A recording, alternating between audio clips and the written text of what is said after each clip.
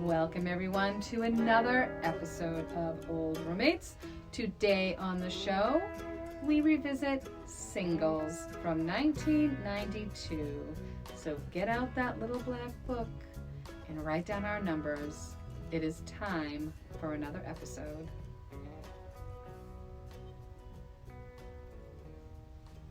Hey everybody, and welcome to Old Roommates, the only podcast that revisits pop culture through a middle-aged lens. This is Brian. And this is Christina. And today we are revisiting Singles, the 1992, which makes it 30 years old. Oh my gosh. 1992, Cameron Crowe, writer-director. And we begin, as we always do, by talking about then. Christina, I want to know the first time you ever saw Singles. I don't remember. No, I'm just kidding. No, actually, I don't really remember. But I remember it being one of my favorite movies. Really? Really. This was one of my favorite movies. I'm sure it was a rental. Mm-hmm. Okay. Probably an accidental rental. Ooh. Okay. Oh, that's cute. I'm gonna rental. Copyright. I really like that. An the accidental rental. Oh my god. Oh my gosh. Maybe it'll be like, oh my gosh, let's have that. Like if we ever write like an autobiography.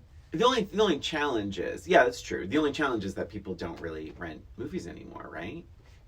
But if it's an autobiography of us, yeah, in the 80s, about our podcast, right? Accidental rental. Our accidental rental. Yeah, the accidental rental. That's cute. Oh my gosh, so cute. Anyway, so it's probably an accidental rental, but I remember watching this movie and absolutely loving it from the beginning to the end. Do you remember being alone? I feel like I must have been with my friends. Okay. Yeah, I don't think it was a boyfriend kind of watch. I don't think any of my ex-boyfriends would have wanted to watch it with me. Something called Singles. Like, I probably would have been feeling a little uncomfortable renting it. True. You know, it's like sort of like whatever. But I loved this movie, and I watched it a bunch of times. I felt like the characters were so funny and relatable, and just a little bit over the top for some of them, but just enough over the top. I feel like I know everybody in this movie. I know someone exactly like everybody in this movie. Yeah. And it was just very, very relatable, and I really loved the main characters. I loved the Kira Cedric character. I loved the Bridget Fonda character. Yeah. And I could relate so much to each of them. And I really enjoyed this movie. I watched it a lot of times. Nice. Yeah. I didn't know that. Yeah, I didn't know that. Look at that. In the past, we have, like, it's funny, we have found out each other's favorite movies and been like, oh my god, Christina, that's one of my favorite movies too. Isn't that so funny? Not this time. So no, it's okay. But are you all? Yes. Okay, yes, so yes. I did see it at the movie theater. 92, I was 20. And I don't remember who I was with. Maybe my friend Jessica. But I will say that I was bored. I felt, and I remember vividly why I didn't care for this movie. Mm-hmm. But one big reason is that Say Anything, it was a few years before this, and it's one of my favorite movies of all time. Mm-hmm. This movie, I found myself thinking, oh God, is that what I'm going to be like 5 years from now or 6 years from now? Because interesting. I found these characters a bit dull. Mm-hmm. And I remember that. So when we talked about visiting, I'm like, you know what? I am so glad we're rewatching Singles because I didn't like this movie because I felt too young. In terms of, I feel like Cameron Crowe, and I think in terms of Say Anything and Singles, I think I think his intention is he wants you to relate. Like, sure. This is you guys just on film. And because I really couldn't relate, I was just sort of bored with it. But now I'm like, well, you know what? Now I can look back, which is what this podcast is all about, through a middle-aged lens, and appreciate a time in my life that I was just too young for, but now I've lived through. So let's see how this goes. Yeah. And it makes sense because I'm a little older than you. Yeah. What, am I 5 years older, like that? So it would make sense because I was in it. Yeah. I was around that same age. Yeah. So, and it wasn't super realistic in a lot of ways. Like some of them are like full-fledged into their careers and things like that, which I was nowhere near. But I felt as far as dating, it was realistic because you get to a point, when you're out of college, right? So you know, you have lots of options of dating in college. You have lots of options of dating, like even in high school, and then like your first jobs. There's options, and there's people, and you meet friends, and they set you up and things like that. But then you get to a point where you're a little bit older, and you still want to date, but it's a little harder to meet people. And I felt this was pretty good at depicting that. It's, you know, they're in their jobs and they're not really meeting the same people, and they're not really, I mean, they're still kind of clubbing, but I mean, you're not going to really meet people in that kind of club atmosphere. Or you get to the point where you're older and you feel like, I don't really want to meet people in that. You know, it's a little past the point where you just want to hook up, you know, that kind of thing. So I felt like that was portrayed pretty realistically. So I was kind of in that area in a way. So anyway, I think that's probably what the differences were, for sure. For sure, right? Yeah. I mean, because I was 20, and so I certainly couldn't get into, you know, the clubs or the bar, and it wouldn't be my kind of music anyway. Yeah. So there were things like that, but it was also like, there's no, I don't think, any gay character in the movie, or you know, whatever. That's so true. So it's like, in terms of, say, truly relating to something, but great. So should we dive into now? Yeah. So when did you watch this? I actually watched this about a week ago, and I.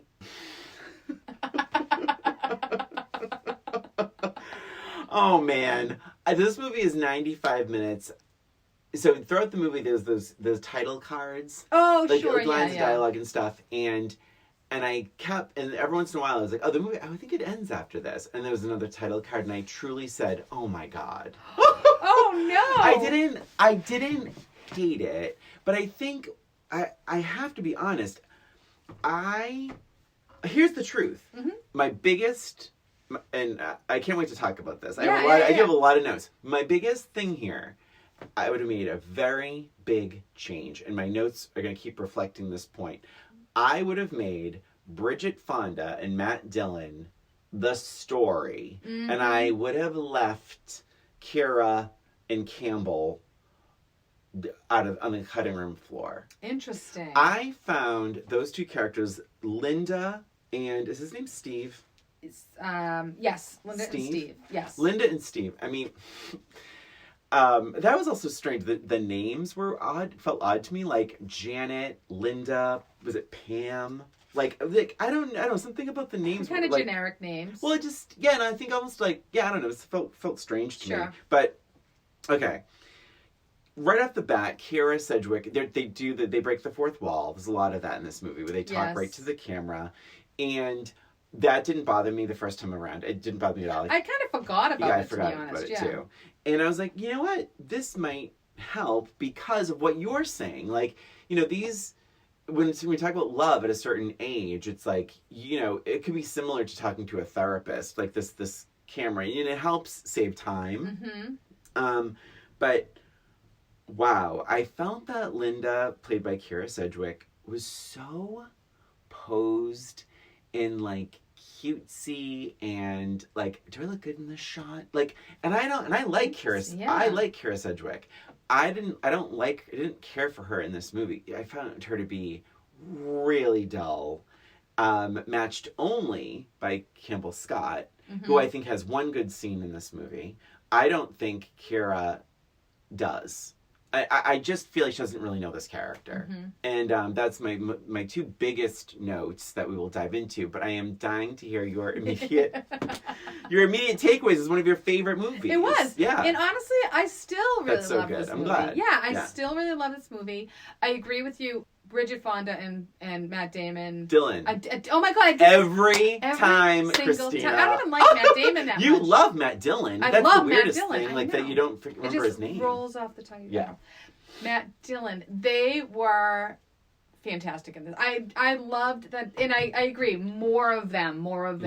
But I mean, the Kira Sedgwick, Linda, and Steve, they didn't bother me that much. Steve was probably, out of all of them, probably my least favorite character, Steve. Yeah. But I didn't not like him. No. He just wasn't my favorite. They don't feel like lead characters in a movie. No, but, and I don't know, like, I feel like the direction, I think the idea was it's supposed to be more of a a mishmash. I don't know if there was actually Friends. a lead. Yeah, I see what you're saying. Like an ensemble. An ensemble. Yeah, exactly. That's exactly the word I'm looking for.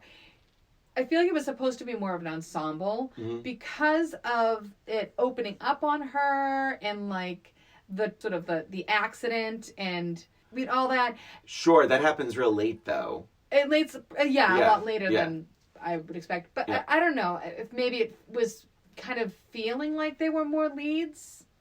Do you know what I mean? But I don't think it was intentional. When we talked about this movie, that's so awful to say that. My thought was, oh shit, I have to watch that car accident. Yeah. That, as much as I didn't care for that movie, that was a jolt. That was a huge not jolt. Not expecting that. And I did think like, oh God, is this a Harry and the Hendersons moment for Christina? Because you famously talked about, like, in Harry and the Hendersons, that it flipped it on you because it became this, like, darker... Well, more so, it was she's having a baby. Right. Yeah. And yes, I've talked about this in several episodes where I don't like when it's supposed to be one kind of movie. Like, there's a tone. And it changes drastically. So, yes, that did bother me. Yeah. It bothered me then, and it didn't bother me as much now. Okay. Probably because, like, I've seen it so many times. But it is a jolt. I think they do that really well. It's really done really well. I think when I was younger, that was like some PTSD for me because here you are with this meandering movie, like you called it a whatever mishmash, whatever, and it's like, and it just kind of meanders. You're never really sure. The characters don't really know what they want. Like they think they do, and then they don't. Someone wants to get a boob job, then she doesn't. Someone has a roommate, and then the guy comes over. Like it's all these like random disconnected little moments. It's almost like a month in the life. It's just like it feels like oh my gosh, I'm trying not to be insulting, but it feels a Woody Allen-esque, but I just wish the characters were smarter and had smarter things to say. Sure. But I think when that car accident happens, spoiler alert, like it jolts you because there's finally, and I shouldn't say finally, but I'm being bitter, but it's like there's finally some real decisions something they is have happening. to make. Yes. Something is happening now, and they can't be as flaky and what do you think? Well, what do you think? And I don't know. Should I call you? I don't know. But shit, now there's a fucking car accident. She was pregnant. Were they only together because she was pregnant? And I appreciated it. But yeah, being 20, watching this movie, thinking it's about nothing, and then that car accident happens, and you're like, oh. So yeah, and I liked that twist too. Yeah. And so I did not dislike these characters at all. I liked Kira Sedgwick in it. I liked Linda. Really quick, because I know someone's going to complain. Someone's going to write to us. It is Kira Sedgwick. Whatever. Christina, it's her name, for God's sake. Sorry, Sedgwick. No, Sedgwick. Sedgwick. Kira Sedgwick. Is that better? So I'm just going to say Kira. Kevin Bacon's just say Kira. wife. Oh my God. Say Kira Bacon. Kira Bacon.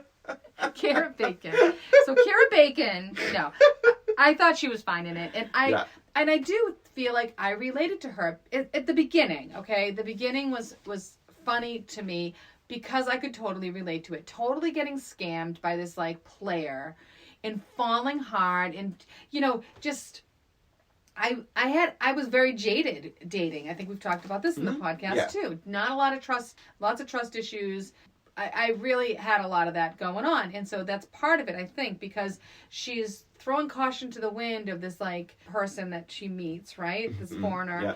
And he's leaving, and so she sleeps with him, and she feels she's fallen for him hard. She lets her guard down, falls for him hard, and then finds out that he is just an total player, dickhead, asshole, and he looks at her like, oh well, and she's completely humiliated and everything else, and with the whole remote, like she's like, here, I'm gonna give you a remote, you can use it when you get back, and then like that scene where she's like just buying a new remote, and she's like, just give me the best I have, just give me the best I have. That sort of thing I related to because I could see me doing something like that. I could see me completely getting caught off guard. Yeah. Didn't happen very often, but I could see it happening. And then completely getting humiliated and taking it to the extreme and just being like, fuck you all, I'm not dating. And then so when she met Steve, although they could have been pretty good on paper, she's not willing to even trust this guy. Yeah. And one of the scenes I really, really like, I like the fact that they are like still kind of getting to know each other, and he's respecting her boundaries and having that kind of conversations. And I like the conversations that they were having, like little kind of, oh, I have that picture. Like they didn't make a big deal out of it. Yeah. But it was like, oh, I have that. Yeah. And it's like little things like, oh my God, they could be really good together. Yeah. I could see them. They were having kind of intellectual sort of conversations, and I think it was because they weren't on a date so much. It was more they were trying to become friends, which I was a big advocate of trying to be friends first before dating, and nobody ever did that because it was always like that sex thing involved. But I appreciated that whole premise of, okay, now they're really learning about each other because they're not trying to get into each other's pants. There's no like, her wall isn't really up because this isn't a guy she's dating. There's that distinction. And then I really love the fact that when they broke the dish and they're sitting on the floor and they're talking or whatever, and she says, why did we have to meet in a club? Oh, he says, why did we have to meet in a club? And she's like, I don't know. And it really summed up a lot for me because that is the reality. When you meet in a club, you shouldn't be with that person. You know what I mean? It was in that day and age. Yeah. Okay. And we can talk a little bit. I was going to say on Patreon, we're going to talk about how we each met our husbands. Yeah. So it'll be interesting to have those stories come to light. But so go to patreon.com/oldroommates for those selfie stories. We're going to talk about how we met our husbands, but I felt like it was realistic in that they were able to get to know each other on a different level because they were not on a date and they were not dating, and they established the fact that she's like, I'm getting out of something. I'm not interested. And I really liked that. And I felt like that was very realistic because I could see that in me, that I would have let my guard down a little bit more knowing that it wasn't a date with those labels. Yeah. So that's really what I liked about that. Yeah. I didn't think about it that way. I didn't consider that. I appreciate your analysis of that. Because my struggle was with Kira, because Kira Bacon. Even though they were not on an official date, I still felt, and I don't know if it was a performance thing or a character thing, I still felt she was trying to be cutesy cute, and like making little smirky faces and little, and it bothered me, and I don't know if it's a character thing or it might have been an acting thing. It might have been her trying to react in a positive way, like the acting part of it. Okay, well, you want the audience to know that she's still interested in him, but there's that barrier. I constantly felt like she was like, do I look good in this scene? Interesting. Yeah, and I don't know why. Yeah, and once you get that in your head, it's hard to get rid of it. Yeah, for sure. The guy, you mentioned the international guy that, where was he from, Spain? And he had to go back or something. Yeah. And, but I did have a note, it was like, basically they have this time together, and he comes on really strong. I mean, he walks to her car and all that kind of stuff. And then he waits for her car to be fixed. Yeah. And then at one point he hands her a drawing of a monster he once saw. Oh my gosh. He once saw in a nightmare. And she thought it was amazing. They kept showing it, and I'm like, the more they show it, the more you look at it, the worse it looks. Like, it's not a great piece of art.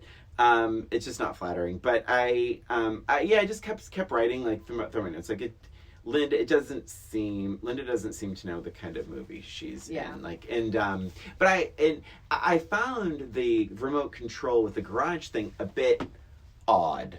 Like, because then Campbell Scott's character goes to give her one, and she, like, panics and bolts. Yeah. I mean, is that a thing? I don't know. Maybe it's a thing. But like the remote giving thing? the remote to someone. I've never had that happen. I've never lived in a place where I needed a remote, to be honest. But I wouldn't give it to somebody. No, and like, because does that automatically isn't? But I think it had. I think it was odd, and I think that it was intended to be an odd thing because, like, if she had given him, a ring or something like that, it was odd enough for her to be jolted back to that experience. Because I'm like, does the garage connect to her apartment? Is it the equivalent of a key? Why would someone need, like, did he have a car or a bicycle? Like, I don't know. And both of them just show up at their front door. Mm-hmm. Right. Right, at one point in time Yeah. or another. They show up at the front door, so Well, I don't know. When you had jumping to Steve, you had said, he doesn't, whatever, he respects her boundaries. I would argue he does at the beginning. Yeah, he does show up at her house and is like, although I love that line, but yeah. I was just nowhere in the neighborhood. I fell for hook, line, and sinker. I love. But I think, yes. Yeah. At that point. But I think because, she's using his laundry or something. Yes. She's doing her laundry at the place. So I think in terms of her relaxing and having a conversation, it's because she's already established, I'm not sleeping with you. Yeah, I'm not going to date you. This is not a romantic thing. This is a friend thing. Yeah. I also love when he calls her for the first time, and she's like, yeah, he's like, I was thinking, I don't think, you don't hear her on the other end, but he's like, yeah, I thought we could go out for dinner. Oh, lunch? Coffee? Water? Do you want to meet for water? Like, I thought that always made me laugh. Just because I could see somebody like, well, I don't really drink coffee. I don't really, I already had lunch. I already drank. Yeah, water. Okay. Mm-hmm. Just like grasping. I almost wanted it to be more of a movie. I wanted it to be a little, like, just a little more funny. Like that what you're talking about felt a little more desperate than funny. You know what I mean? Yeah. No, I loved it. I thought it was funny. It does, the movie itself does give you a TV show vibe. Okay. Is that maybe what you were feeling was missing a little bit? This time around, it felt more like a TV show kind of thing. And I think because of that, I kind of wanted, it's a really interesting note because in a movie theater, I remember being like bored, and now here I'm like, oh, this feels better suited for TV. And the first time you watched it was on TV. It's on TV, yeah, so it might have felt differently. But I think because TV now is so entwined with like Netflix and movies and everything else that I kind of wanted it more, like I kind of just thought it was like certain things could have been done in funnier ways or said in funnier ways. I did like when when a lot of it is, again, I'm relating back to my own experiences. Right. Unlocking the door. Yeah. The car door. Yes. Reaching across to unlock the car door. That was a big thing. Mm-hmm. That was a conversation that I had with like my friends back then. Like, yeah, you reach across to unlock the door. It's like a common courtesy. Yeah. But then other people were like, well, it's a very girlfriendy kind of thing to do. Oh. I remember having conversations like this. Wow. So the fact that she reached across and opened the door, and then he was like, oh my God, she opened the car door for me. She unlocked the door. Like that, I felt like it was like a real thing. It was a real thing back then. Now you don't do it because everybody has remote starters and remote unlockers like that. It doesn't happen anymore. You don't even have the little knobby. I don't think you can do, right? You're not going to reach across and like undo it from the door, right? Like, but so again, that was something that I completely related to. So a lot of these little details, I think, is what really spoke to me. Those little things. Like well, I think too, when you're single, you're looking for any sign. And I think it's like that unlocking the door. It's like that. Did he say bless you when you sneezed? And it's all of those signs. Yeah, my friend those signs. Carrie and I had like a million. I don't even know if she would remember this, but like there was a joke where she actually found a greeting card that said it like years later. But we would be in like high school or college, and she would say things like, she would say, oh, the guy that she liked was like, he did something like the most random thing. Like I dropped something, he picked it up, I'm like, he wants you. Yeah. And then later on, when I was like single and dating and going out a lot, I was like, oh, and he said blank, but she's like, he wants you. Totally. And like, and there was one year, like I think it was a birthday card. I'm like, oh my God, it's like, and it was like. It was everything truly is a that sign. thing. Everything's a sign. It's like, oh, he wants you. 1,000%. And Janet gets into that a little bit too. Move. Yeah, my next note is about Janet. Yeah, Janet was amazing. I love Janet, and I related a lot to Janet too. Yeah, I like Janet. I think she's probably my favorite character. Mm-hmm. She has a great line. Sometime around 25. Bizarre becomes immature. Mm-hmm. I think I wrote that down too. So it is true. Very true. Very true. She was a great character. I probably related to her more than I related to Kira Sedgwick's character. Sedgwick, yes. Bacon. In different ways. Yes. Yeah. In different ways. So the Kira character I could relate to in that I had been hurt and very untrusting. Okay. The Janet character, not necessarily, well, for one thing, I was totally attracted to that type of character, to Cliff. Yeah. Like, I would have totally been interested in Cliff. He was right up my alley. Including, like, the unattainableness. I think so. Because, again, like, that would have been a little bit more safe for me. Like, if Christina's pointing at me. I'm pointing and I'm wagging my finger. It would have been more attractive to me because he wasn't all of me. Like, the worst thing you could have ever done when I was in my 20s, or probably 30s, is to call me too much. And to, like, just call me too soon, call me too much. I would have been like, bye-bye. Like, I was not into that at all. So the fact that Cliff was so unattainable, that would have been like, oh, I've been all over that. Mm-hmm. All over that. And he was sweet. Like, you could see how much she loved, like, why she loved him, because he was sweet and quirky and just totally himself. And he was pretty honest with her. Like, he was Excuse me. So rude. So rude. Are you looking for a bless you? Is that what it is? My God, stop. It was a cough. But he's so, like, just, he is who he is. Yeah. Honest, everything else. And I would have loved him. I just would have loved him. But the other part I really liked, I know I'm talking so much about no, go ahead, keep going, yeah. But the other thing about Janet, which is so relatable, is how she was just like, you know what? I don't need to be with him. Like, when she's like, I can do this. I can just break off with him. Mm-hmm. And then she just, like, moves on, a clean break. That was always me, too.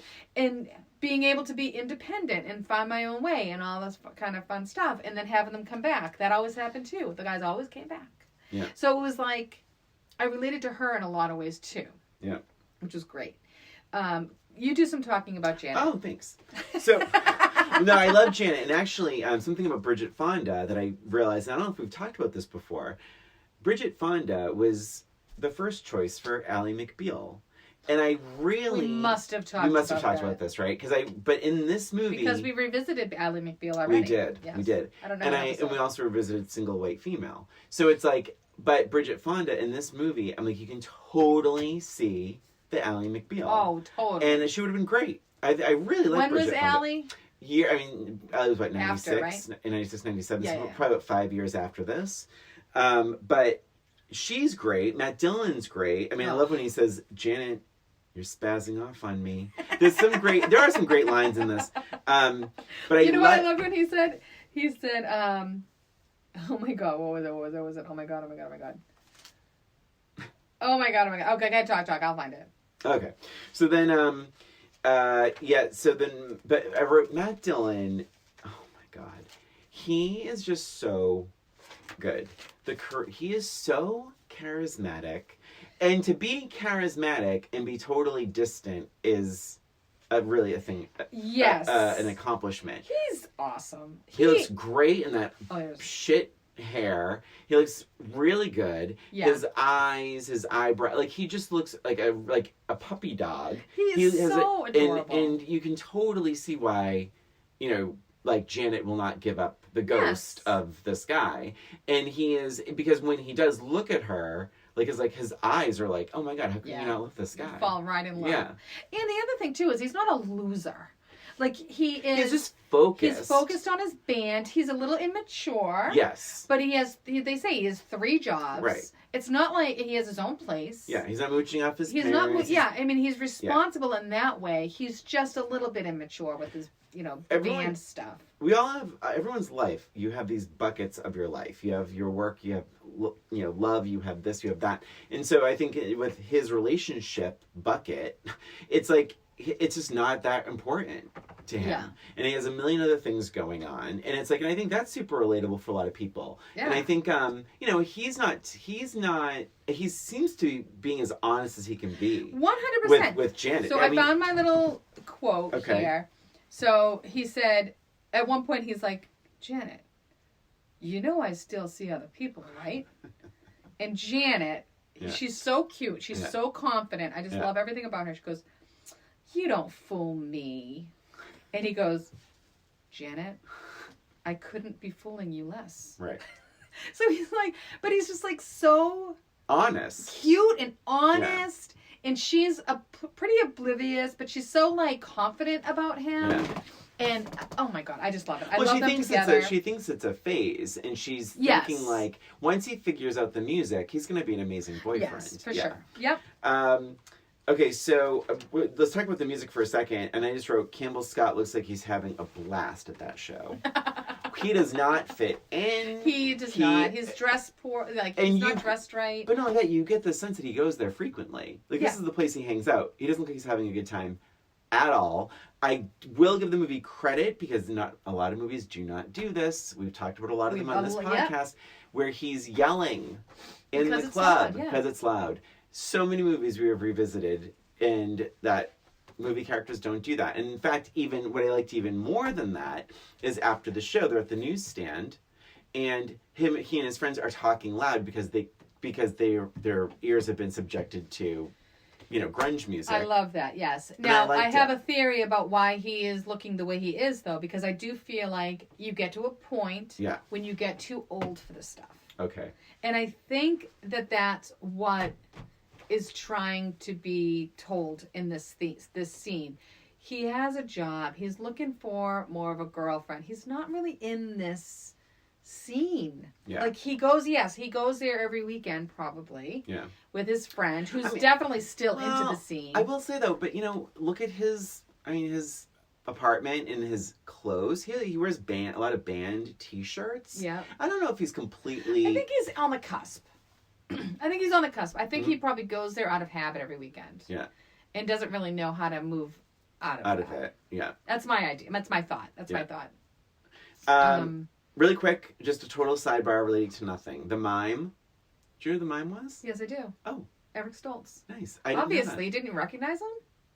Are you kidding? Yeah, of course I'm kidding. I looked it up. But yeah, I was shocked. I'm like, oh my gosh, that's really funny. And the mime says, at one point he says, "I've been dogged." I laughed out loud. I forgot about that word. Remember the word dogged? Yeah, even when he said, "You're spazzing out on me." Right. Oh my God. Like, what funny. Like, we don't say that anymore. No. Like, there are words that, and this movie does a good job, I think, of capturing that sort of colloquial of the time language. Like, I've been dogged and you're spazzing out. Like, that, I laughed. When he said, "I've been dogged," I laughed out loud. So funny. But I never, because didn't he have like kind of a raspier voice? Like it didn't sound like him at all. I was very surprised. Never. I'm watching the credits and it just says Eric Stoltz. And I'm like, wait, who's Eric Stoltz? I'm like, the mime. And I was like, no way. Because I did it the opposite. I didn't look who the mime was. I didn't really, but it's a good performance. Yeah, no, I didn't look for I didn't mean to say I was looking to see who played the mime. I was doing the same thing, kind of looking at the cast. Yeah. It sounds like you're saying you were sexually attracted to the mime. Maybe I was. Maybe I have a mime thing. Who's to say? Not the mime. Well done, Christina. There's lots of cameos in here, but the band was Soundgarden. I don't know if you are familiar with Soundgarden, but the band they were singing, yeah. And then Cliff's band members, Pearl Jam. Yeah. Who I was a big fan of Pearl Jam. I didn't know that. Yeah, I love Pearl Jam. I listened to their What's your favorite Pearl tapes. Jam song? I have Alive is obviously I like Black. Oh, Black is good. Yeah. But I used to listen to their CDs. I was probably a tape at the time, over and over and over again. Right there with like Red Hot Chili Peppers. But anyway, so the members of Pearl Jam. I don't know if it's all of the members, but at least a few of them were at one Cliff's point, he's reading that review, and it says in there Eddie Vedder. Yes. Yeah. They played themselves. Do you were you ever attracted to Eddie Vedder? No. Okay. No, not at all. No. I know people, several women that are really, really, really attracted to him. No, he's one I liked a lot of band members, but he was, for some reason, he didn't really fit the mold for me. Okay. For like a rock star. Yeah, he looked a little bit more like I don't know. Yeah. I thought he was good. Pizza delivery boy or something. I thought they were great. I thought they were great. For first and foremost musicians, I thought their acting was great. Right. They were probably just being themselves. Though, absolutely. I mean. Yeah. Not your but it acting. is different. Well, it's different being on camera and having to play off professional actors. Yes, They could have stuck out like sore thumbs. I don't think they did. I loved when they were reading the review. Oh. Oh. That was so good. It was I did like that scene a so lot. Funny. Well, the reason I like that scene is because it puts into perspective, as an audience member, of the fact that maybe Cliff is not as great as he is in his own mind. Yes. And in Janet's mind. Exactly. Yes. Exactly. That's Yes. exactly it. But it's so funny. They're reading it, and he's like, "Oh wait, don't say any negative stuff." He's joking. But I don't hear wonder. negative. And Yeah. they're silent for like the longest time, like an uncomfortable silence. And you see Cliff's like kind of funny expression, kind of going, "Oh, Yeah. yikes." Okay. And then he says something like, "And it's solid performance," blah blah blah blah, like the last sentence. Yeah. And he's like, "Oh well, a positive review for you is they're trying to make him feel better. A positive review for us is a positive review for you." And so funny. Oh my god. It's usually you that does this. I'm going to do it for this movie. I think I would have loved that scene way earlier. Because then it would have made Janet even funnier. Mm-hmm. And it would have made Cliff even funnier and a little more pathetic. Because the way it's shaped now, chronologically in this movie, is that like he gets the shit review. And you know it weighs on him. You can tell it in his face. And he slowly succumbs to Janet's, or goes back to Janet. He wants Janet to like him again. He doesn't like the fact that she doesn't like him. Janet's moved on, and he goes back to her. And it's like, and I just don't like the timing of it, because it's like, he gets a shitty review and he feels bad about himself, but Janet has always liked him.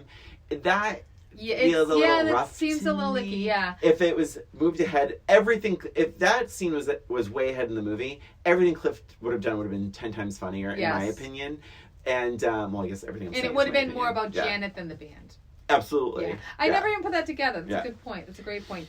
At the beginning, it's on my first page of notes. That's how I know it's the beginning. He says to somebody, we're talking about the band. Yeah. He says, "We're huge in Belgium." And it made me laugh because it reminded me of us. Us, yeah. Because we're huge in like Denmark. Denmark.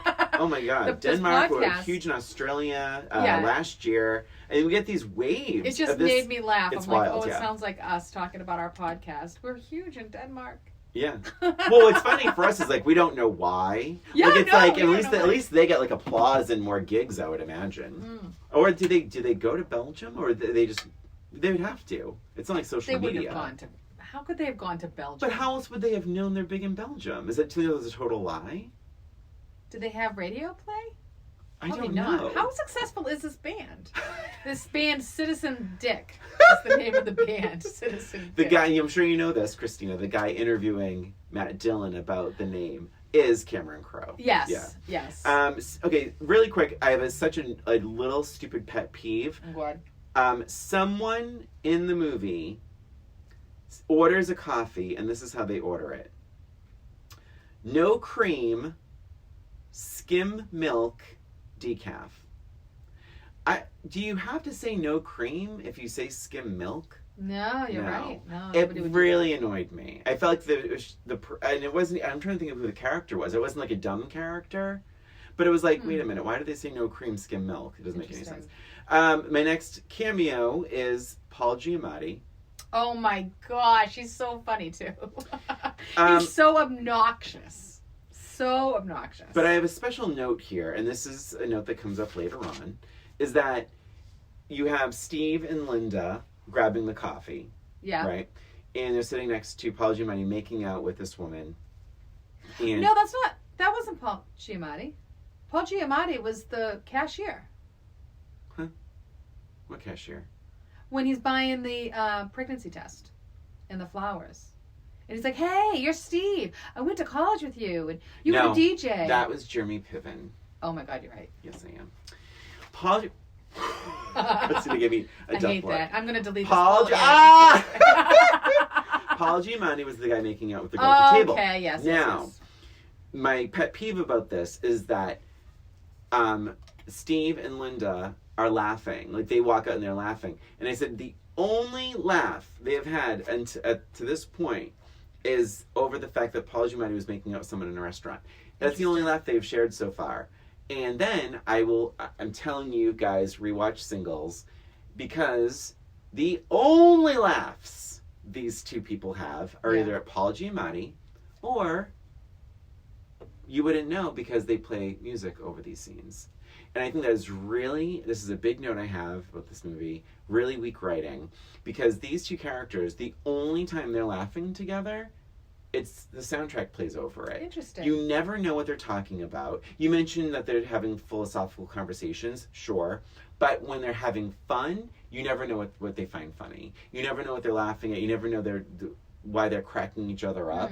I find these characters to be very dull, and I really wanted to know a bit more about their senses of humor and why they are so fond of each other. Well, I think they did that kind of, not necessarily that on purpose, as far as like the montage. With the no, you know, the no laughing. I don't know about that part, but I think as far as like the conversations, I think they were purposely trying to give them meat so that it is not a superficial. Sure. You know, relationship. It's not just about the physical, and it's about the actual, like, something in common. And I think it's a little heavy-handed because everything, you know, all about like being single is more about like the physical attraction and the sex and all that kind of stuff. So I think Cameron probably did something like that on purpose. But it is interesting about the laughing part. That is interesting. Yeah, I did just notice. And they laughed. Well, they laughed a little bit when he asked her to marry him about the chili dog. Oh my god, that chili dog. So my next note, and this may be true. This may be completely true, Christina. Help me out here. 1991. I said a time when someone could have an apartment on a barista's paycheck. So Janet is Bridget Fonda, right? Yes. She seems to be doing pretty well for a coffee shop employee. Yes. She's contemplating a boob job. Her check cleared. We knew that. But she also can afford to live in an apartment. And it's an apartment in a complex where I would imagine all the apartments are similar. We know Matt Dillon. They're all singles, Do you hear what I almost just said? You almost said Damon. I love it. So Cliff works 3 jobs. Makes sense. Then you have... Debbie Hunt. Steve. Yeah, Debbie Hunt. Has a roommate. That's fine. Then you have Steve, who is an architect, right? No, a city planner. City planner, okay. And that makes sense. I believe his salary could accommodate that. I was trying to remember, like, my first apartment was in Bridgewater, Massachusetts, and it was $5.25 a month. And I wasn't making a ton of money, but I could afford it. And it was a 1-bedroom. I love that little apartment. Yeah. But yes, I mean, maybe it's real. Maybe she could afford that. I mean, Seattle, coffee's huge. Yeah, maybe. I don't know. It would have been nice. That's a good point. It would have been nice to hear, like, I don't know, that she had been left money or, you know, some sort of explanation for it. It didn't quite make sense. You're right. Because everybody else, it did make sense. Yeah. But with her, you're right. You're absolutely right. Because then she decided to go to school. Remember? So after my God, that's right. I forgot about that. That's right. That's right. She put a deposit down on the boob job. Yes. So I don't know how much boob jobs cost in the early 90s. I imagine it's thousands. A lot. Yeah. And then she has her own place. She goes out, seems to go out a bit, has a nice little social life. Yeah. And she's going to school. So, crazy. Yeah, it is kind of crazy.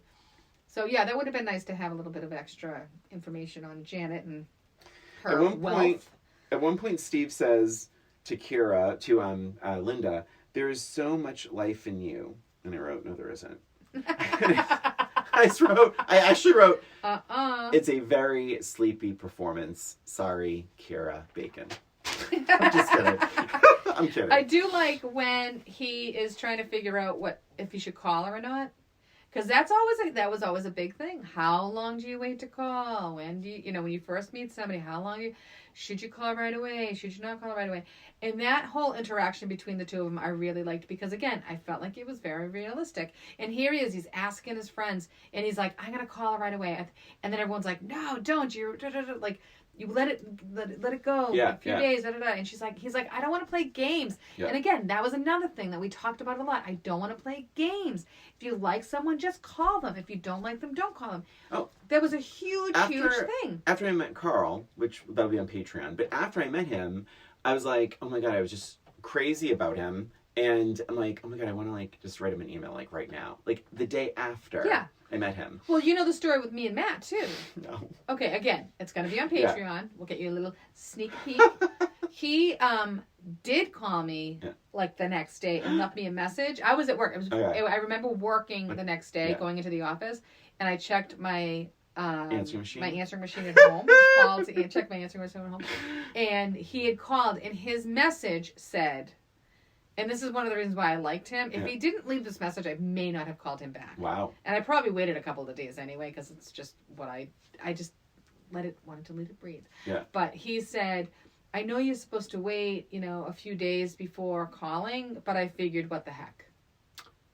Nice. And I'm like, that's adorable. Yeah. Just what the heck. Just acknowledging it. And he's like, I mean, who knows? Maybe acknowledging he said this to everybody. It and doing it anyway. Yes. That's awesome. So it was a thing. Yeah. You had to wait. And I loved this conversation with him and his friends. And he's saying, wait. And then Janet, ironically enough, was the only one who gave him the advice, just call her. Yeah. They don't want, just call her. And then he's like, he's like, you're right. Because someone said, oh, does anybody remember all your last girlfriends? And he's like, oh yeah, you're right. I'm going to let this one breathe. Mm-hmm. And then when he finally calls and she's wicked cold to him because she's pissed that he waited so long. That whole interaction was kind of funny to me. Yeah. I did like her in that one scene where she's talking to her coworker. Yeah. And she's like, oh my God, 4 days. 4 days. 4 days. 4 days he waits. And then she's upset and cold. Mm-hmm. And he's like, oh, you're upset that I didn't call. And she's like, you don't know me well enough to make that observation. And I could totally see me saying something like that. Yeah. And then I like that she called him. Mm-hmm. And the first thing it's great in two ways. Because, and you talk about the dialogue. I really liked the dialogue in a lot of this. You see her on the phone, and she says, did I overreact? And then all of a sudden she goes, do you know who this is? Yeah. I loved that made and even me although at the same time, I really think that could have been done funnier. I remember this, and I always kept thinking oh man, she's not a comedian. Maybe that's it. Kira Sedgwick seems to be more of a dramatic actress. Maybe she's just a little miscast in this. I don't know. Because I know she's a great actress. She is, but it's I just don't think the rom-com is in her wheelhouse. Yeah, you know. But I liked the way she did it, and I liked it because it didn't seem like she was trying to be funny. Yeah. And because she wasn't, because that was really she really was like, do you know who this is? I think she was nervous for a second that she's like, shit. Yeah. And again, it's the letting the guard down, putting it back up, letting it go down. I like your line reading better than hers. Oh, thank you. You're welcome. Oh, maybe we should have done a line reading like we did for Showgirls. That was so fun. That was fun. So, okay, then we get the line. Hi, I was nowhere in your neighborhood. And I remembered that line. I was like, I remember that scene really, really, really well. Yeah. It's a great bit of dialogue. But then, Christina, I will be blown away if you sit there and tell me you were okay with this line. So wait, this was not after this. That was before this. This is when, because this was that first date. She did the laundry, they left, and then he came back. Yeah. And they had sex. And then he didn't call for 4 days. Oh, no, I know. Sorry, I'm jumping back. Jumping back. Shallow dives only. Yeah, back and forth. So go on. Yeah, but we have to talk about this one line. Christina, if you tell me that you liked this line or thought this was okay.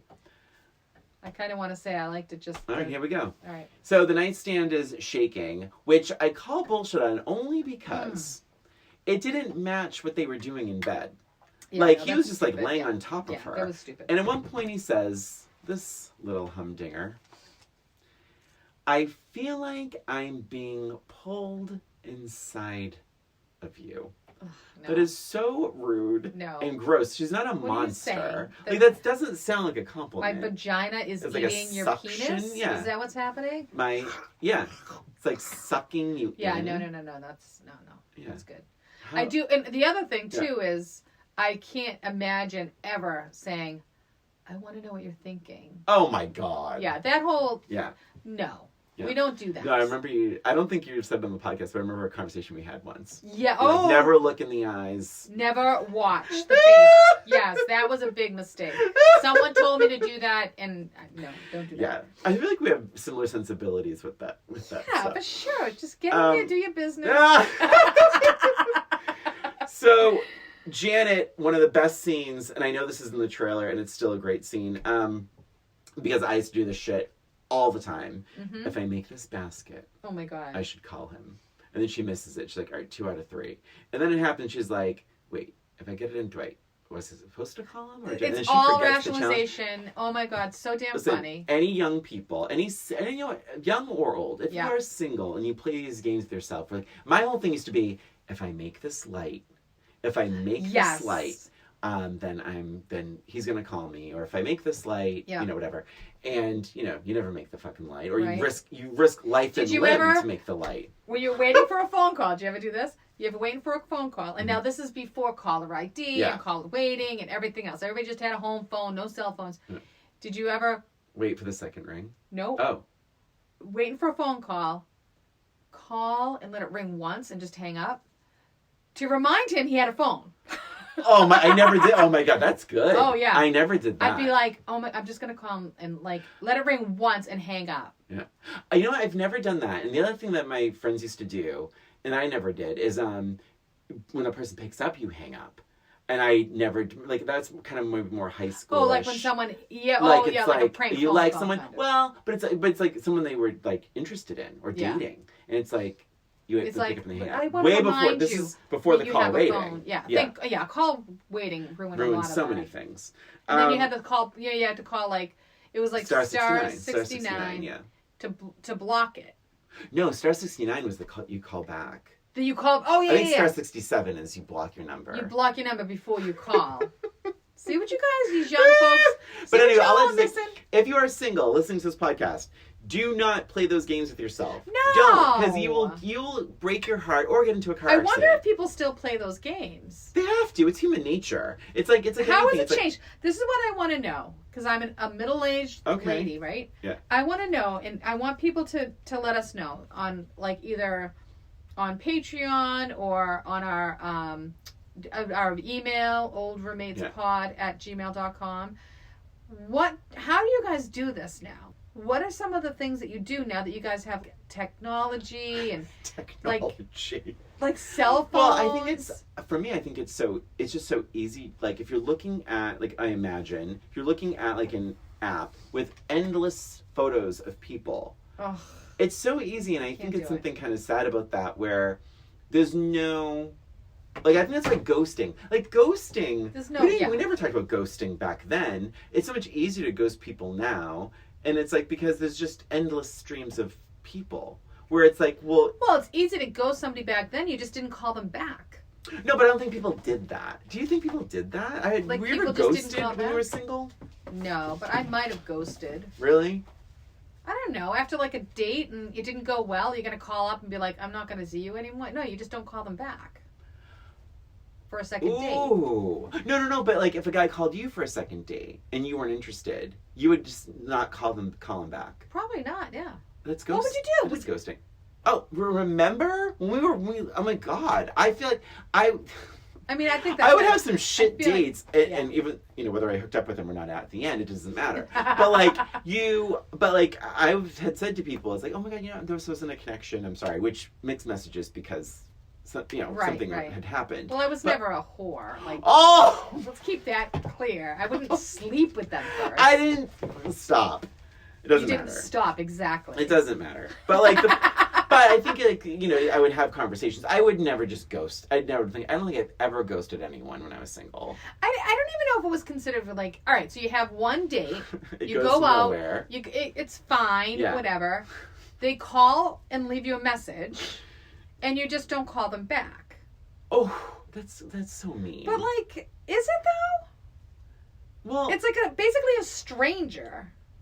a stranger you hung out with. Yeah, but not had sex with. Or even hooked up Or with. even like kissed or anything. Okay. Yeah. And so let me put it. All right. Yeah. So is it wrong that they don't call you? No. I think it's So it's okay for them not to call you, but it's not okay for you not to call them back. It's just the return call that you want. It's been a long time since I was single. Because that's Christina. giving it's been you a long time. That's giving a mixed message. If someone calls and leaves a message and you call them back, and maybe leave a message, Ooh. like isn't that saying, "Oh, she's interested. She called me back." I think it's a little different. Jesus Christ! I never don't thought- like this conversation. I don't think so. Did you ever give a fake number? No. I never did either, but I used to have a great thing. And I know this podcast, this is going to be a long time. But it is what it is. You're going to learn a lot from me. We'd go, and usually you'd meet them in a bar or something like that, right? Yeah. You meet somebody. And you'd hang out and, have a couple drinks or whatever. And at the end of the night, you'd ask for the phone number, or somebody would ask you for the phone number. And if I was not interested, they would ask me for my phone number, and I would say, I will give you my phone number if you can remember my name. Jesus. And I felt like if they really cared enough, or if they weren't like player or whatever, they would know my name. Mm-hmm. If they didn't remember my name, They couldn't get your I would not give the phone number, but I would take theirs. Okay. And then decide at another later date if I was going to call them or not. Mm-hmm. Sometimes I would call them. Yeah. But that was a big thing for me. It was like, no, I'm not going to, you don't even know my name. Yeah. So why am I going to give you my phone number? Obviously, I'm just like one of many. Yeah. Like if you, I don't know. I just felt like there was like an interest level that needed to be there before I gave them my phone number. Yeah. Yeah, that's interesting. Yeah. But I do think, like, I've helped a lot of people work on their profiles online and all that. And it's like, I just feel like it's so easy to ghost. It's so easy to meet someone the very next day if you're not interested with so-and-so.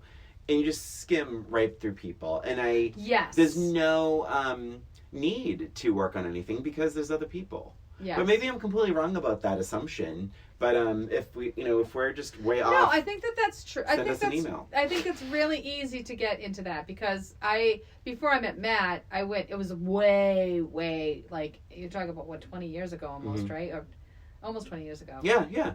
And it was the beginning of internet dating. Mm-hmm. It was like there was like one or two sites, and I went on, and it was true. Like you would get so many, at least I did.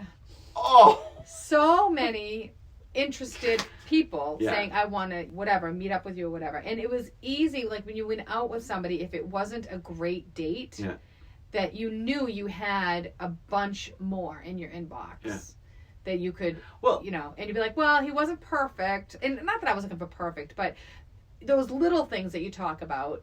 We were talking about that on the podcast. This has gone on so long. Oh my God. When, the signs, right? Or actually, when you were saying the signs, I was actually thinking of something else. But like, say, chewed with his mouth open or something like that, like something that if you didn't have a bunch of people waiting in the background, you might give them a second chance. 1,000%. But if you have a bunch of people waiting in the wings, you're gonna be like, no. Gross. There's like a little internal Sophia Petrillo that's like, well, what else do you have going on?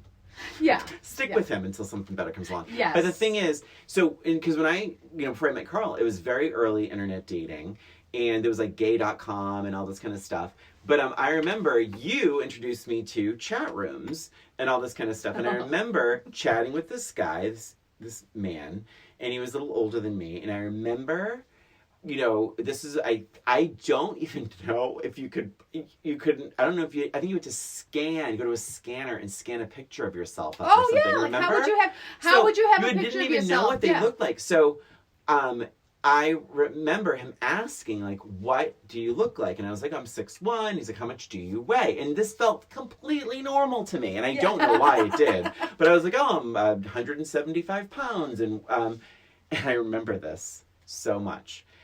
we had a plan to meet. And I swear to God, it was like at an Applebee's or something. I swear. And that day, I checked my whatevers in the chat, and he had sent me a message. I don't know. And he wrote, I meant to ask you what your waist size is. I'm like, what? And I feel like I told you like right away. Yeah. Although I couldn't have called you because I was online. Right. With dial-up. You sent me a postcard. With dial-up internet. And I remember I said, oh, I'm 33, like a 33-inch waist. And he's like, oh, okay. He's like, sorry to ask. I'm like, it's okay. And I'm like, well, maybe he says... Well, it's the only way you could know what somebody would look look like. Really I looks suppose, like. right? 6'1" looks different at 250 pounds to 100 and whatever. Although he knew I was 175. That's interesting. Yeah. So here's the thing. Then, not now. But he wrote, wait a minute. 32, 33 or 33, 34? What? And I was like, oh my God. And that's how desperate I was. And I was like, well, I guess 33, 34? I don't know. And I remember telling you this. Oh my God. And you're like, oh my God, Brian. I'm like, I know. Am I stupid? And you're like, well, just be careful.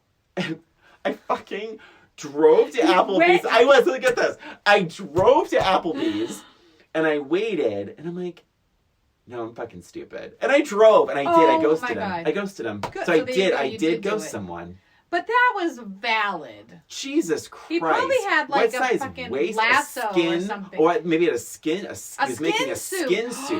Oh was my this near but Silence of the Lambs? Maybe, but he had a picture of himself, get this, of not wearing a shirt. He was an older man, and he had of the flash in the mirror that blocked his face. So he took like a flash photo of himself. The flash was perfectly in line with his face. Yeah. So I could see his body, good body. And like, but I think he was probably in his his early 20s, I guess, mid 20s. And he was probably in his like early 40s or late 30s. But I was like, oh my God. But I remember sitting in Applebee's being like, what the fuck am I doing? Yeah. And I drove away and I'm went so home. glad you trusted your instinct. I think I probably wouldn't be having this podcast right now. I think I drove right to your place, you actually. probably did. Yeah. I was like, can you believe this? Oh my God, I'm so so glad scary. you didn't do so that. fucking scary. Jesus. Yeah. Yeah. Anyway. A slight tangent. Oh my God. Maybe we'll put this that, is a 3-hour. This will be a 3-hour You know, episode. let me tell you something. Yeah. I might put that whole conversation on Patreon. Ah! I might clip it We'll out. save and it put for on something Patreon. else.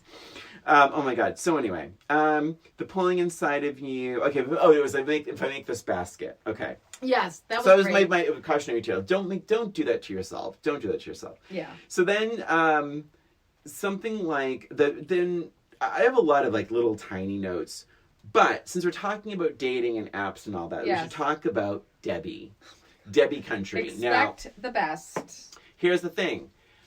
This is so weird, but when I saw this a million years ago, again, I've seen this movie once in 1992, she was my least favorite part. Oh my gosh. This time around, she was my favorite part. She is so damn funny. Sheila and Kelly I agree, is her name. she was annoying back then, but I think it was because she was so unrelatable to me. Yeah. Right? And now watching it, she is so damn funny. Yeah. I love her in this now. And whatever her fashion is, whatever the way she presents herself, but her actions ring true. Mm-hmm. Her actions are like, you know what?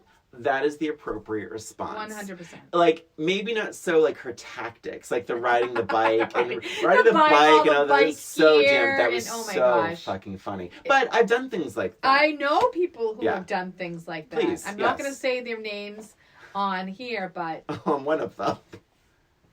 Yeah. Oh, we all know people. Yeah. But yeah, suddenly it's like, they turn into, they morph into, I love that music. But, I love those movies. But how funny was that she goes to the wrong restaurant. She has to bike all the way back. She's exhausted, and then she shows up, and he's like, hitting it off with his roommate. Really. Hitting it off, just hitting on. He's like pinching her nose with the Oh gross God. oven mitt, Kermit the Frog. But that guy, Peter Horton, did you watch 30-something? No, but I knew he was from there, yeah. But his character died on a bike. Now, 30-something was when? I wonder if that was a callback to that. Late 80s into early 90s, right? So, yeah, they probably did that on purpose. Yeah. I thought that was so funny. Yeah, it was really, But really he's funny. a dweeb. I wrote the note. I don't use the word dweeb that often, but I was like, this guy's a dweeb. I'm like, what a loser. Yes, but remember, all of our other choices were so terrible. Oh, God, I know. And everyone's like, the guy with the bike. Yeah. The guy with the bike. Yeah. That one guy.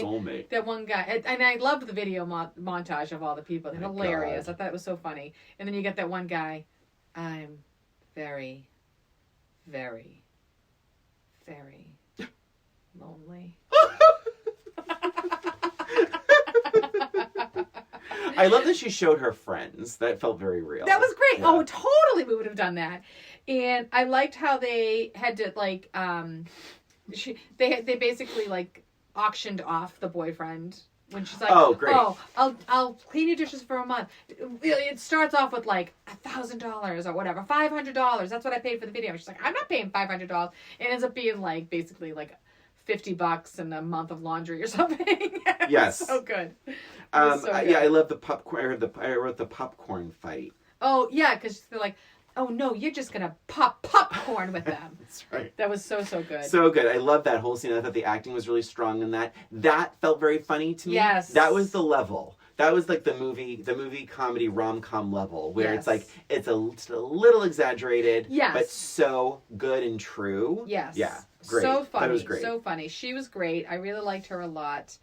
And then then, just the idea of Debbie Country is very funny to me. Oh my gosh. Like, and I like that she like, you know, I mean, because, and it's not that far-fetched because have you seen the friggin' eHarmony commercials? No, but I know. Everything's yeah. a pun. There's a woman doing yoga. She's like, meeting a guy shouldn't be such a stretch. Oh yeah, my God. Or no, meeting Yeah, Mr. great. Right shouldn't be such a stretch. And It's she's terrible. doing yoga. I'm Someone else is I'll like, tell you, every time I see those commercials, I'm so happy I'm married. I'm telling you right now, I feel for you guys out there. But there's the people making It's videos gotta of be like hard. them doing yoga and like a dating video, and it's like that's what they're trying to suggest. I'm gonna stretch. I'm gonna bend over right in front of the camera so I can show you how flexible I am. Christina, stop it. Stop it.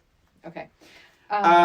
Really, one of another. Oh, and then just on that sure. same note, when she walks in to Yeah. get the video, and the girl's like, she had all these ideas. She goes, "No, we'll have him do it. He's only the next Martin Scorsese." Yes, Yeah, that's I laughed great. about Do you know that. who the guy was? Who was it? Tim Burton. Oh my God! Yes, I know. Oh my God! Yeah, that was now Tim that Burton. you mention it, of Yeah. course, yes. Oh my God, that's so funny. Yeah, a lot of like funny little cameos. I don't think he says a word in that scene. When Janet sneezes to see if Cliff will ever say bless you. Oh, so funny. Cliff, Matt Dillon is so funny in that scene when he's like, Janet, please, I have a show coming up. But he hands her tissues. Yeah, he hands her tissues. That to Cliff, that is a thing. He's nice. He's a nice guy. He just doesn't want to freaking get sick. He has a show coming up. Yeah. Oh my God. Oh my God. Janet. Oh my God, what else? Janet, it's weird.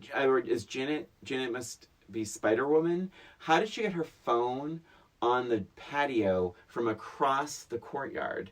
Remember that? Her phone is the cord. And it never even crossed my mind Yeah, I didn't even think before. about that. But it's like, how did that happen? Someone throw her the cord? And it's just weird. But it was really cute. Yeah, she's like, I can do this. Yeah. It's a clean break. But she has her phone right next to her. Thank you. Yeah. Being alone, there's a certain dignity to it. And yeah, she's like, Yes. the phone is right next to her. The Literally cord is next to her, stretched to her. Yeah. Another montage of Linda and Steve laughing. I said, it's bad because the only moments that suggest they have a sense of humor, and we can't even hear it. Mm-hmm. They didn't want to write any more jokes for them, I guess. Well, right. And I wrote, oh no, a walk and talk with Kira, Sedgwick, and a chili dog. I was so afraid because we've seen that a lot in 80s movies in particular, or in the 90s too, when like even like say Meg Ryan movies, like she's like chewing and talking at the same time as if it's supposed to be really cute. Right. It's never cute. Never. Don't do it. But then the scene became about the chili dog. So that was interesting too. Yes, cute. So, yeah. So then the accident happens. Oh. And I liked this part because, I mean, it was sad. It wasn't, I mean, of course it's going to be sad. Right. But it wasn't heavy sad. I liked that. How did you feel we talked about it a little bit the first time. I mean, again, the accident was very surprising. It's not like you get spoilers before you watch these things, right? Right. So that was something. And I mean, I felt bad for her. I liked the tone though. I did. I liked how it worked out because it seemed like, I mean, she literally just found out she was pregnant. Yeah. So it wasn't like she had grown used to the idea. Right. They weren't painting a room yellow. They were, yeah. I mean, I'm not going to discount It's not coming across that way. Okay, please. So, and if it is, please write to Christina. Apologize. I'm just kidding. Yeah, I don't mean to discount that. Yeah. But she literally, just found out. I don't think that there was a big... There wasn't. There also was not much excitement for this pregnancy. No, they were not on the fence sure about it. They what weren't to sure what to do with it. Yeah, exactly. Yeah. So it wasn't like just. I mean, they decided to get married moments before. Yeah. And that was that. But then it felt real to me that, I liked her. She had a bit of a mourning period. Right? Just sort of I have a new emotion every 5 minutes. And I liked that. That was realistic. Yeah, I like he that seemed too. adequately supportive and not really on top of her. It was good. Mm-hmm. And then she decides to go away and all of this separation. And then you get that question what were we together? There's all this baggage. It just seemed heavy all of a sudden because it was all of this stuff happened. And I liked that meeting up with them after she went on the trip and came back. I think they both kind of wanted to be together, but they didn't really know how to do that. And then all of a sudden, they both kind of took the easy way out, where it was it was easier to just be look, we don't have to be what we were before. He's like, oh, thanks. But I think he regretted that thanks immediately. Mm-hmm. But it was the easy way out, and I felt it was a realistic way out. We haven't talked to each other in a month. It's going to be awkward meeting each other. Are we going to really talk about everything that happened? Right. Or is it easier just to not talk about it again, ever? Yeah. Well, he says out loud, and in the voiceover, he says, what are we going to say to each other when she gets back? And I wrote, don't worry, they'll just play music over it. Oh, my God. I will say, Campbell Scott's finest moment, that phone call, that was really some amazing acting. It's when really he says, you belong to me. And he's in this loud club. People think it's the bathrooms. They're banging on the door. Which was so funny. He's like, it's not funny. the bathroom. But just the fact that there was so much drama, and that felt like a movie to me. That felt like... But at the same time, it felt real. But I was like, where was this character? He's so passionate and it was somebody woke him up. Yeah, and he was drunk and, of course, and all that. But, I thought the acting, I think for him being, a drunk, heartbroken guy who's just going to throw it all out there, I thought his acting was phenomenal in that one scene. I agree. I loved that. And then you see her walking in and the tape gets